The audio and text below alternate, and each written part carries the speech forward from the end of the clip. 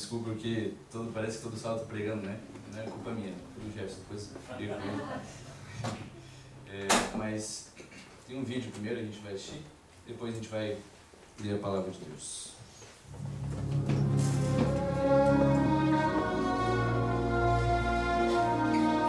Quem é o maior no reino dos céus?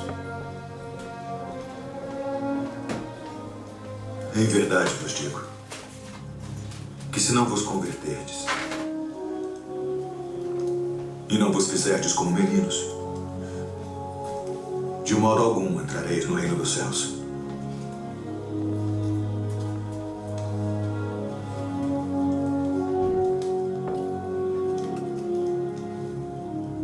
Portanto, aquele que se tornar humilde como este menino, esse é o maior no reino dos céus.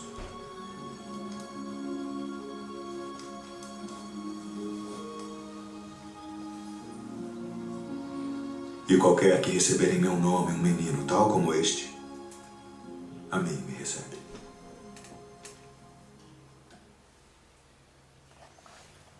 Muito bem, essa pergunta que os discípulos fizeram para Jesus Cristo: quem é o maior no reino dos céus? E essa semana nós, no Brasil, na verdade, o que aconteceu lá, teve um feriado da Nossa Senhora, alguma coisa assim, mas juntamente o feriado do Dia das Crianças, né? Eu fiquei triste porque não estou no Brasil, nem sou criança, que era muito bom. Apesar de que meu aniversário ser dia 4 de outubro e o Dia das Crianças ser dia 12, pelo fato, esse fato aí eu não ganhava presente no dia 12, certo? Mas tudo bem, era legal. Mas, falando um pouco sobre criança, ou ser criança, a criança ela nos cativa pela espontaneidade dela, né? Pela, muitas vezes, a inteligência, astúcia. E muitas vezes, quando a gente se depara com uma criança, a gente invariavelmente tem o desejo de fazer algumas brincadeiras, certo? Fazer cócegas, apertar as bochechas, ou falar com vozes estranhas, enfim, fazer algumas bobagens em que elas acabam gostando de alguma dessas coisas, né? E sem nenhuma vergonha, retribuem com um sorriso largo, juntamente com o pedido de novo. Criança nos cativa mesmo, pelo seu modo de levar a vida, seu jeito de pensar, jeito de agir, né? E eu, muito curioso, fui olhar na internet o que anda no mundo das crianças aí, o que as crianças estão fazendo por aí, né? Eu trouxe os exemplos, mas antes eu queria mostrar essa criança aqui, que não existe mais. Essa sou eu. É uma criança, eu estava fazendo formatura da série, prézinho, e minha paixão desde criança é jogar bola, né? Antes mesmo de eu falar que eu queria ser pastor, eu falava que eu queria ser jogador de futebol, né? Graças a Deus isso não aconteceu. Não vai acontecer. E em 2009, foi mais ou menos aí uma das primeiras vezes que eu preguei, né, na igreja.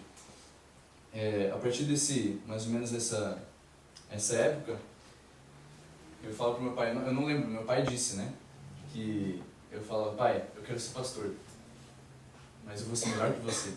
Vou ser melhor que você.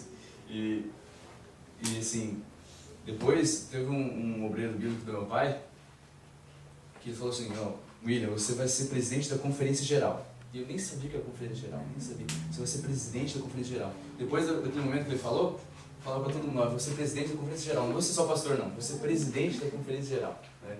Nem sabia o que era, mas, enfim. Outras coisas, outras crianças aí que fizeram essas travessuras, eu trouxe alguns para vocês aqui. Por exemplo, essa mãe que falou: filho, não coma todos os morangos. Né? Fez certo, não fez? Filho, não coma todos os morangos. Deixa o morango ali, tá tudo certo. Aqui nesse caderno, escrito em inglês aqui, você consegue desenhar um cogumelo mágico? E a resposta dele foi: sim, consigo. Yes. Mostrando essa modo de pensar das crianças, inteligente. Agora, os pais desse garoto disseram que o dia estava bonito demais para ele ficar jogando dentro de casa. Então, o que eu vou fazer? Levar meu jogo ali para fora de casa e jogar fora de casa, né? Por que não? Essa criança recebeu a ordem de levar esses itens ao banheiro. Missão cumprida, né? Tá aqui, mãe, tudo bem. E outras frases que as crianças falam, outras palavras. Mãe, por que criança que é pequena dorme sozinha e mãe e pai que são grandes dormem juntos? Responde, Jefferson, não sei também. Não sei responder.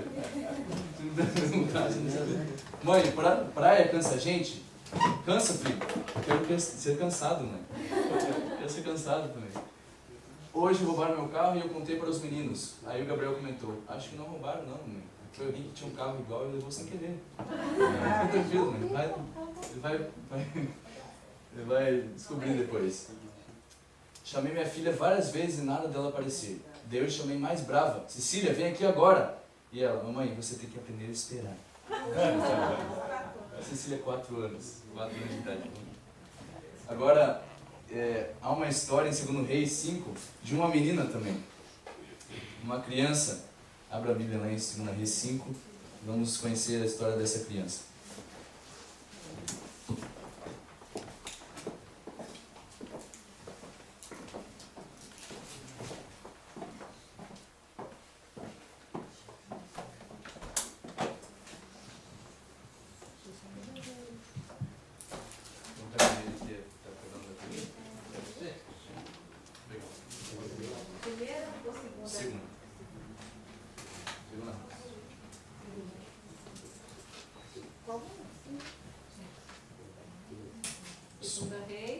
Segunda Reis 5, 1.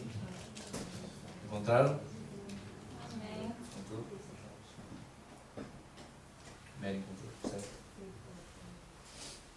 Vamos orar então, antes de irmos. Senhor nosso Deus, nosso Pai, muito obrigado, Senhor, pela Tua palavra, pela Tua verdade, Senhor, que temos aberto nela agora e conseguimos descobrir Suas vontades, Seus princípios para nós. Que possamos entender, que o Espírito Santo possa iluminar a nossa mente, Senhor, e fazer a diferença na nossa vida. Em nome de Jesus, amém. Bom. Verso 1. Naamã, comandante do exército do rei da Síria, era grande homem diante do seu senhor, e de muito conceito, porque por ele o Senhor dera vitória à Síria. Era ele herói da guerra, porém leproso. Saíram tropas da Síria e da terra de Israel, levaram cativo uma menina que ficou ao serviço da mulher de Naamã. Ok. Naamã era um poderoso general sírio, certo? Ele tinha um rei naquela nação, ele tinha um exército, mas aquele rei sempre colocava um para ficar diante do exército, o general, e esse era Naamã. E ele tinha a lepra, né? E vocês sabem que naquela época a lepra era extremamente horrível para a pessoa, né? Tanto fisicamente como socialmente.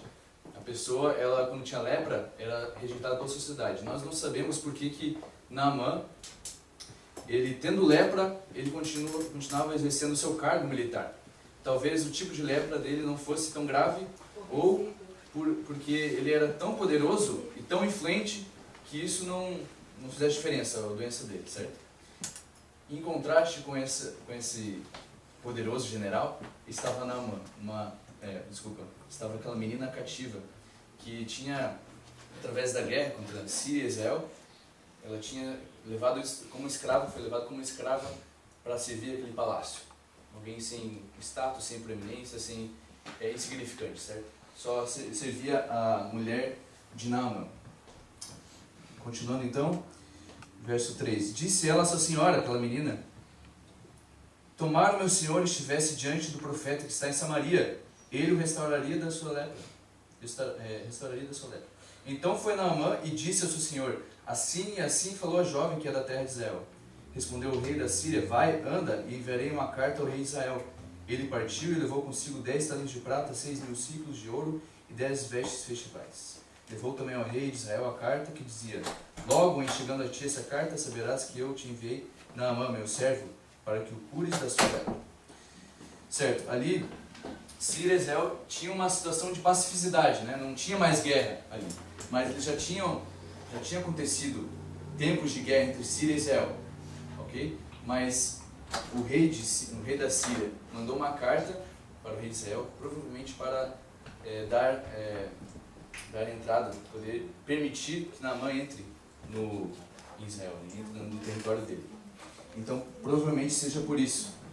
para ele conseguir ter a permissão do rei de Israel para entrar em Israel, para entrar no seu território. Agora, Naamã, ele estava em Damasco, certo? Uma cidade ali da Síria. Na verdade, a Síria não era o país, mas Síria era a região do norte de Israel. Era mais ou menos, se a gente for ver no mapa, é a região de Arã, para vocês. Arã. Aqui ficava Naamã, né? Ficava a Síria, e aqui estava o profeta Eliseu, Samaria, que era a região de Israel, certo? Onde era outra nação, outro rei, outro poderio. Agora, nós conhecemos a história, não vamos ler tudo. Naamã teve a permissão do rei de Israel. Ele andou 150 quilômetros mais ou menos com a carroça dele, com dinheiro, com ouro, para dar para Eliseu. De Arã até Samaria, mais ou menos 150 quilômetros. E quando Naamã chegou na casa de Eliseu, o que Eliseu fez? Nem recebeu Naamã. Sabe o que ele fez? Ele ficou dentro de casa, pediu para o mensageiro falar para Naamã: Naamã, você tem que ir lá no Rio Jordão, se banhar 7 vezes que você vai ser curado. A Bíblia fala que Naamã ficou indignado, certo? E por 2 motivos que a gente pode mencionar aqui, por que ele ficou indignado. Primeiro, porque Naamã veio de longe, né? Veio de longe, com a sua comitiva, cheia de ouro. Ele queria pelo menos ser recebido pelo profeta. Era alguém importante, era alguém com status, né? Responsável ali e tal. Então, ele queria ser bem recebido. Outra, Naamã achava que o profeta ia fazer gestos de exorcismo ou alguns rituais, como um costume da cultura pagã, né? Então ele imaginava que o profeta ia ali, ia tocar nele, ia fazer alguma oração, não sei. Ele imaginava mais ou menos isso. E o segundo motivo por que ele ficou indignado é porque a ordem do profeta era de ele se banhar no Rio Jordão. Sendo que o Rio Jordão era um rio lamacento. Por isso que no verso 12, Naamã diz: não são porventura Abana e Farfar, rios de Damasco, melhores do que todas as águas de Israel? Não poderia eu lavar-me neles e ficar limpo? E voltou-se e foi com indignação. Então, Naamã ele ficou indignado por causa disso também, porque os rios de Damasco eram muito melhores que o Rio Jordão. Porém, Naamã precisava aprender a ter dependência e obediência. Um homem que estava acostumado a dar ordens, a comandar exércitos numerosos, agora ele tinha que aprender também a obedecer ordens. Ele sempre estava acostumado a dar ordens, mas agora ele tinha que obedecer e ser dependente. Receber ordens e obedecer essas ordens. É isso que ele precisava aprender. Agora, quanto a isso, há uma lição para nós. Porque todo o processo de cura dele tinha o objetivo de demonstrar, primeiramente, que havia um profeta verdadeiro em Israel. Profeta do verdadeiro Deus em Israel. E depois que esse Deus compensava a obediência acompanhada de fé. A experiência religiosa, irmãos, não é simplesmente cognitiva. Não é simplesmente, recebi aqui, entendi o texto, entendi a Bíblia, agora eu tenho uma experiência com Deus. Tenho uma experiência. Mas, para Deus, a nossa fé tem que ser acompanhada com obediência, com ação e agir. Eu usei uma ilustração ontem também, no nosso pôr do sol. Por exemplo, para nós homens racionais, ainda mais a gente que tem uma cultura grega, né? Para você entrar num carro, você tem que entender como que ele funciona, né? A mecânica, como funciona a embreagem, como que freia, como acelera, como que troca o óleo, como troca isso, troca aquilo. Mas na Bíblia, é você entrar dentro do carro e se virar. Entrar dentro do carro e fazer acontecer. Na Bíblia é assim, com Deus é assim. É você ir na fé, você ir no meio da escuridão, no meio da incerteza, na escuridão da incerteza, você vai lá e age. Existia lógica de Naamã ir se banhar no Rio Jordão, no Rio Lamacento? Não existia lógica. Mas Deus não quer que a gente pense a nossa lógica humana. A lógica humana não é a lógica de Deus, certo? Então, na lógica humana, era melhor ele ter ido no rio de Damasco, nos rios limpos, nos rios clarinhos, mas no Jordão não. Com Deus é assim também, irmãos. A gente tem que obedecer e não questionar. Simplesmente agir, sem questionamentos. Então, indignado, Naamã foi até o rio e mergulhou 7 vezes. E após o último mergulho, o texto afirma, no verso 14, o texto afirma que a sua carne se tornou como a carne de uma criança. E ele ficou limpo. Como é comum ao texto bíblico, irmãos, existem um jogo de palavras, muitas vezes, no texto. E, por exemplo, a palavra mergulhar, em hebraico yarad, tem uma semelhança com a palavra Jordão, que é o nome do rio, Yarden. E também muito importante o contraste da importância do general Naamã, no verso 1, a importância dele, um cara que era importante ali, relevante, onde ele estava, comandante do exército, com a insignificância ou a falta de status da pequena menina, que é Naará Ketaná. Esse contraste que a gente pode ver. Alguém sem status ou sem proeminência. Qual não é a surpresa no momento em que Naamã levanta do rio pela 7ª vez e vemos que sua carne é como de literalmente um pequeno menino. Certo?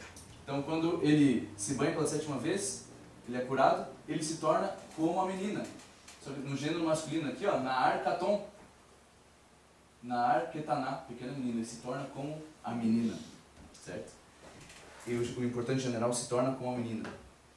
Além disso, no verso 15, quando Naamã ele volta para Eliseu para reconhecer que Deus é o Deus de Israel, era o verdadeiro, a palavra que aparece, o verbo é shuv, que é retornar, arrepender-se, no contexto de ele voltar e adorar o Deus de Israel, assim como também aquela menina adorava o Deus de Israel. Então, mais que uma nova pele, Naamã se tornou como uma pequena menina, crente no Deus de Israel. Crente no Deus de Israel. Ele se tornou como uma menina. Agora, na Septuaginta, o verbo para retorno ou volta, que é chuva no Antigo Testamento ali, é estrefo, voltar a arrepender. Agora, o que é a Septuaginta, né? Não sei se todos sabem. A Septuaginta é a tradução do Antigo Testamento para o grego. O Antigo Testamento foi escrito em hebraico, certo? E agora, a Septuaginta é o hebraico, o Antigo Testamento que é escrito em hebraico, para o grego. Então, a palavra chuv, lá que aparece no hebraico, é estrefo, voltar a arrepender-se. E essa palavra também aparece em Mateus 18:3. Eu quero que vocês abram a Bíblia lá, em Mateus 18.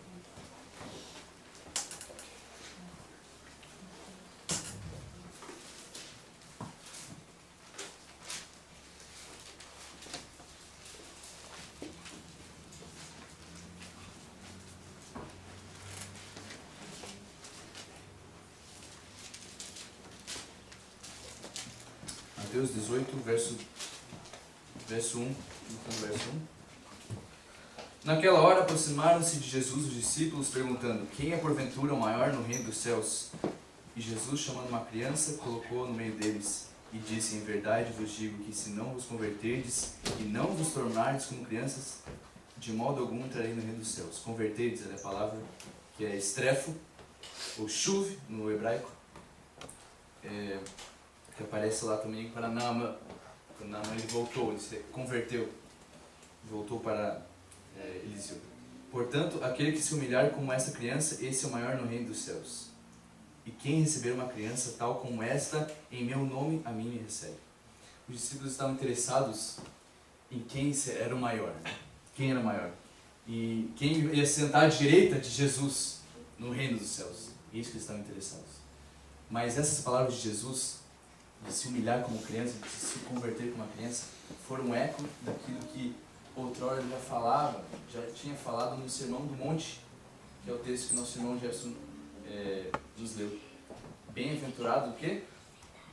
Os humildes de espírito, os pobres de espírito, porque deles é o reino dos céus. Agora a gente vê uma semelhança. A criança, como a criança, também herda o reino dos céus, né? Se nós nos tornarmos como crianças, vamos herdar o reino dos céus. E se a gente for humilde de espírito, nós vamos herdar o reino dos céus. Há uma semelhança aí. Okay? Os espíritos, ou pobres de espírito, são os dependentes dos dependentes de Deus, né? Os que consideram fracos. Aquele que reconhece desmerecedor do reino, é realmente aquele que merece o reino. Mas como é diferente hoje, né? Porque hoje eu guardo o sábado, né? Hoje eu dou meu dízimo, hoje eu faço isso, eu faço aquilo para Deus, eu dou tantos estudos bíblicos, eu faço tantas orações no meu dia, eu faço isso, eu dou não sei quanto para a igreja, eu dou não sei quanto para as pessoas. E você acha que você vai estar salvo por isso, né? Que o reino dos céus é seu. Mas o reino dos céus é aquele que se converte como uma criança, ou que se humilha, aquele que depende de Deus, aquele que se diz, ó, eu não mereço o reino dos céus. Essa pessoa que diz que não merece, dela é o reino dos céus. Isso como é diferente hoje, né? Como é diferente. Lembramos da história do fariseu publicano, né? Aquele homem que orava e olhava para cima, né? Ah, Deus, muito obrigado porque eu não sou como aquele publicano, pecador. Mas aquele publicano não conseguia nem levantar os olhos para cima, batendo no peito. Eu sou pecador. De quem é o reino dos céus? Será que é daquele fariseu? Ou daquele publicano? Quem desceu justificado? Jesus mesmo disse. Aquele que foi humilde de espírito. Aquele que foi humilde de espírito. Portanto, se nós como crianças fôssemos pobres de espírito, assim dependeríamos mais de Deus também. Ah, se como crianças perdoássemos mais facilmente, não é? Se como crianças fôssemos menos ansiosos na vida, menos preocupados, se como crianças tivéssemos Deus como nosso herói, assim como o Pai também é para o seu Filho. Ah, se como crianças dessemos valor às pequenas coisas da vida, as coisas realmente o que faz sentido. Ah, se como crianças amássemos os outros sem distinção, não olhando a cor da pele, não olhando o contexto social que ela se vive, no que ela se encontra, não olhando a sua etnia, a sua raça, se é rico, se é pobre, amar sem distinção. Ah, se como crianças esquecêssemos rapidamente dos erros dos outros. O reino dos céus, irmãos, é para os humildes. O reino dos céus é para aqueles que se humilham. Porque o que se humilha será o quê? Exaltado. Então, diante disso, ser criança não é um caminho por meio do qual eu devo atravessar para ser adulto. Ser criança não é um meio, mas ser criança é o quê? Ser criança é o fim. Biblicamente, ser criança é um fim, não é um meio, no qual a gente passa para ser adulto. Biblicamente, ser criança é um fim, é o nosso alvo. Se humilhar como criança. Sejamos então nós também como crianças, humildes de espírito, pobres de espírito. E com certeza herdaremos o reino dos céus. Amém. Que assim seja. Vamos orar? De pé, por favor.